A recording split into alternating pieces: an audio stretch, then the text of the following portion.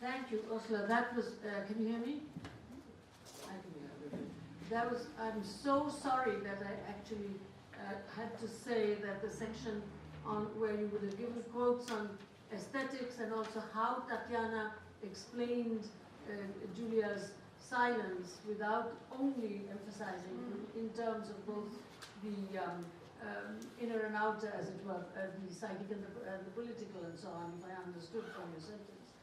There are many, I will be as brief as possible, and there are many possibilities of discussion worked into our program. I hope you will be able to speak, just as I've told Sven that he has some things to say which in a response might not come out, but he should express them in the discussion areas. I hope you will say more and especially read the quotations. Now, what I will do here is give some points and then turn it over to Joe. First of all, this is completely without pathos now. What I'm trying to think through, and I really need the help of those who know, and to an extent Sven and Luca are on the program. I know them, I don't yet know Lisa and Mika, so I don't quite know how they're going to look at this, but this is not, of course, the traditional philosophical understanding of the Kantian entire structure. But let me put it, and it's sad that I'm only going to say it in a sentence or two, it will seem terribly vulnerable. But if one looks at the idea, and I'm glad that Marshall Brown, a Germanist, has just written me an email saying that this he found very moving, this description, in an interview I did with Kathy Caruth, which is published in the current PMLA. So if you want a better articulation, please go and look there. I'm just going to say it in a very clumsy way. If one looks at the entire machinery, the entire machine, if you like, of the Kantian system at work, of course, Kant himself would never agree to what I'm just going to say, a fractured reason. He never would agree to this. But we are readers, and a cat can look at a king. So the idea that political reason, practical reason, is obliged to say freedom, and because the subject cannot access pure reason and must work on the analogies of the sense perception. This idea that there is a certain programmed necessity, as it were, to insist on freedom. If one looks at this structure, then I'm saying this without pathos. I'm not trying to say that Kant should trump Gramsci or anything. If one can't, writing in this way, writing a philosophy of critique which almost brings philosophizing itself to a crisis, so that, and my first conversation with Lucas Tarantino had something of this in there, and there are other philosophers who have looked upon this with some gentleness, I would say, and even commented favorably, that it almost comes to the idea that it is philosophizing itself, which is an intended, quote, intended mistake, unquote, where the intention is not a phenomenal thing within the subject. And as I said, it will be very clumsy because I can't really explain this.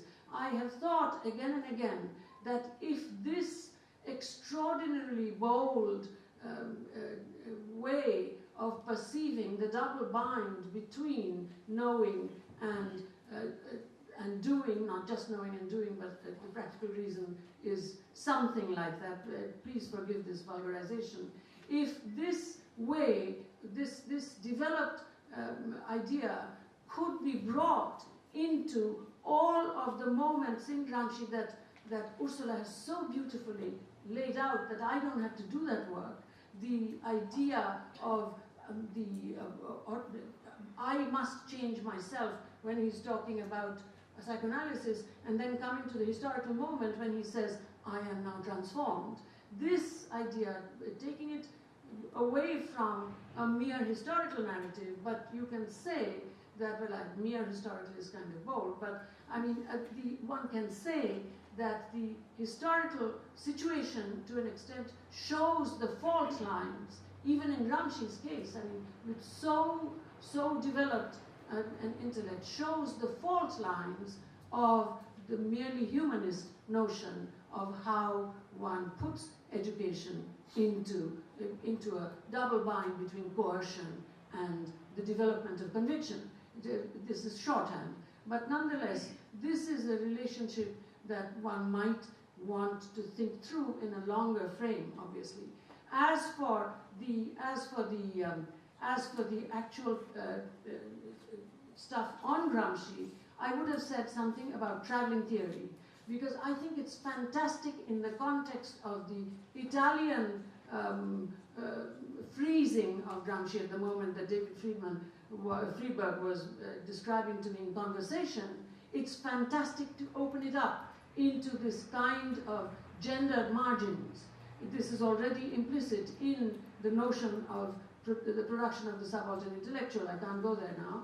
But on the other hand, I think at the same time, it is very necessary as that theory travels to the United States and it travels to a certain kind of Britain, not quite the general intellectual atmosphere, that we say again and again that this is not, and Ursula commented on that when she quite correctly said that I'm completely uninterested in essentializing subaltern speech, that this is not permission to go away from the tight description of the subaltern in the historiography essay, or not quite essay, where he talks about the subaltern being the groups that do not achieve the state, that they do not have the abstract structures of the state are not accessible to them. So I think, like most traveling theory, as Edward Said so cannily commented,